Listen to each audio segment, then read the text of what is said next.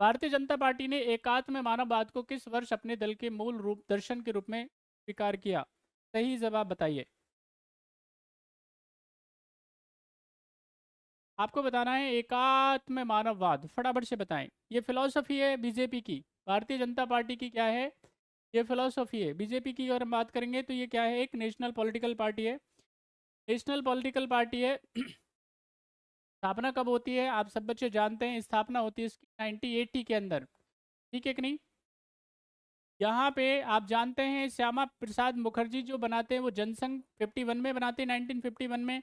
और फिर कई पॉलिटिकल पार्टियों को मिलाकर के क्या होता है, यहाँ पे याद रखना है, 1980 के अंदर क्या होता है, बीजेपी भारतीय जनता पार्टी की क्या होती है, स्थापना होती है। अध्यक्ष बनाए जाते हैं इनके हमारे देश के पूर्व प्रधानमंत्री जी, राष्ट्र कवि के नाम से भी कई बार जानते हैं, बढ़िया कविताएं लिखा करते थे। बात समझ में आ रही है? हाँ, अटल बिहारी वाजपेयी साहब की जो कविता हैं वो इतनी ज़्यादा आपको ताकत देती हैं, इतना ज़्यादा मोटिवेट करते हैं। बात समझ में आई? किसी को याद है एक आध पॉलिटिकल जो है, अच्छा आप में से किसी को याद है कि अटल बिहारी वाजपेयी साहब की किसी कविता के बारे में? अभी 12वीं जो फेल आपकी मूवी आई थी, 12th फेल, उसमें क्या है, उसको उसकी कुछ लाइनें जो हैं उन्होंने, जिनका नाम मनोज शर्मा जी है ना, वो गुनगुनाते हैं। किसी को याद है क्या? कोई भी बालक, किसी को पता हो?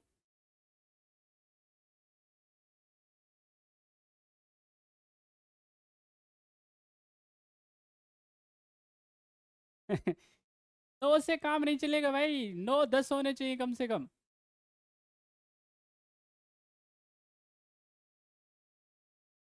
सबसे फेमस है, हार नहीं मानूंगा, रार नहीं ठानूंगा, काल के कपाल पे लिखता मिटाता हूँ, गीत नया गाता हूँ, गीत नया गाता हूँ। सिंपल मतलब क्या है, आपको कई बार अगर मान लेते हैं आपको असफलताएं मिल रही हैं तो इसमें दुखी होने की आवश्यकता नहीं है, फिर से तैयारी कर जाइए। बात समझ में आ रही है? कई लोगों ने कहा है कि मैं 1000 बार क्या हुआ हूँ, याद रखना है, फेल हुआ हूँ। इसका मतलब ये है कि ये मैं बता सकता हूँ कि जहाँ पे अगर मैं कहूँ आपसे 1000 बार अगर कोई व्यक्ति फेल हुआ है तो इसका सीधा मतलब क्या है, वो जानता है कि 1000 तरीके ऐसे हैं जो काम नहीं करते हैं। 1000, आई नो द 1000 वे, जो कि क्या है, काम नहीं करते हैं। ये कौन व्यक्ति बता सकता है जो फेल किया है? सफलता वाले के पास में एक ही रास्ता होता है सफल होने का।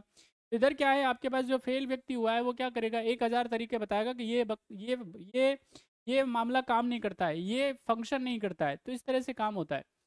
एकात्म मानववाद के साथ में क्या होती है, इसकी शुरुआत होती है, राष्ट्र सर्वोपरि होता है। बीजेपी हमेशा ही किस पे काम करती है, राष्ट्रवाद पे काम करती है। बात समझ में आई? राष्ट्र इनके लिए क्या होता है, सर्वोपरि होता है। सबसे पहले राष्ट्र। अब वो राष्ट्र कैसे हो सकता है, वो राष्ट्र का उत्थान हो सकता है नागरिक उत्थान से। यानी लोगों का क्या होना चाहिए, अपलिफ्टमेंट होना चाहिए। लोग कैसे होने चाहिए, डिसिप्लिन होने चाहिए। लोग मेहनती होने चाहिए। बात समझ में आ रही? तो इस पे काम किया जाता है। इसलिए आप देखेंगे, अगर मैं वर्तमान की व्यवस्था की बात करूंगा तो बीजेपी की जब हम बात करते हैं तो वो क्या है, संगठन के स्तर पे, ऑर्गेनाइजेशन के स्तर पे क्या है, पूरी अगर मैं दुनिया की बात करूंगा तो सबसे डिसिप्लिन पॉलिटिकल पार्टी है। पूरी दुनिया की बात कर रहा हूं मैं आपसे। संगठन के स्तर पे अगर मैं कहूं, ऑर्गेनाइजेशन के बेसिस पे, तो पूरी दुनिया की सबसे डिसिप्लिन पॉलिटिकल पार्टी में आती है कौन, बीजेपी। ठीक है कि नहीं? यानी अगर मुख्यमंत्री से भी पूछेंगे तो वो भी क्या बोलेगा, अगर गृह मंत्री से भी पूछेंगे, रक्षा मंत्री से भी पूछेंगे, तो वो सीधा सीधा बोलेगा कि भाई पार्टी डिसाइड करेगी। इवन दा कांग्रेस का जो चेयर पर, माफ कीजिएगा, बीजेपी का जो चेयरपर्सन होगा, वो भी क्या करेगा, वो भी कहेगा कि भाई पहले हम लोग पार्टी से डिस्कस करके बताएंगे। कुल मिलाकर के क्या है, संगठन के स्तर की क्या होती है, ये मजबूती होती है। बात समझ में आ रही है? आप लगातार आप इसके बारे में देखते रहे होंगे, सुनते रहे होंगे। एकात्म मानवता का मतलब क्या होता है, एकात्म मानववाद का मतलब होता है केवल और केवल मानव ही क्या है, केंद्र में है। कोई जाति नहीं, कोई किसी प्रकार का धर्म वर्म नहीं, सिर्फ और सिर्फ मानव केंद्र में उसके डेवलपमेंट के लिए काम किया जाएगा। इसका मतलब सीधा क्या है, जब हमारे देश के प्रधानमंत्री कहते हैं कि 140 करोड़ देशवासी, 140 करोड़ देशवासी मेरा परिवार है, तो इसका सीधा मतलब ये होता है कि यहाँ पे कोई कम्युनिटी की बात नहीं की जा रही है, कोई सेक्शन ऑफ सोसाइटी की बात नहीं की जा रही, कुछ नहीं। सब देशवासी हैं। सब मिलकर के काम करेंगे तो क्या होगा, देश प्रगति करेगा। विकसित भारत, यहाँ पे राष्ट्र सर्वोपरि की, जहाँ पे स्टार्टिंग में ही आप देखेंगे तो इसमें बीजेपी के लिखा रहेगा आपको एकमेव राष्ट्र है, सबसे पहले क्या है, राष्ट्र है, तो ये तरीका है। तो सही आंसर इसका क्या है, 1980। नेक्स्ट क्वेश्चन का आंसर करिए, क्या होगा सही जवाब। किस वर्ष भारतीय कम्युनिस्ट पार्टी मार्क्सवादी एक पृथक राजनीतिक पार्टी के रूप में उभर करके आई, फटाफट से आंसर करिए। क्वेश्चन आपकी स्क्रीन पे है, आंसर करिए।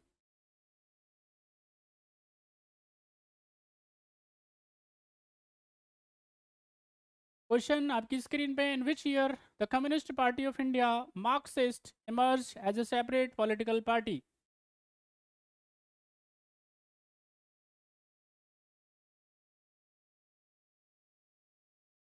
देखिए 1925 में एम.एन. रॉय के बारे में आप जानते होंगे।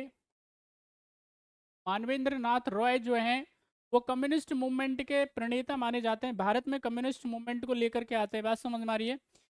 तो जब कम्युनिस्ट मूवमेंट इधर आता है तो अब आप देखेंगे इसके बाद में क्या होगा, ये स्प्लिट हो जाएगी किसके अंदर, याद रखना है आपको,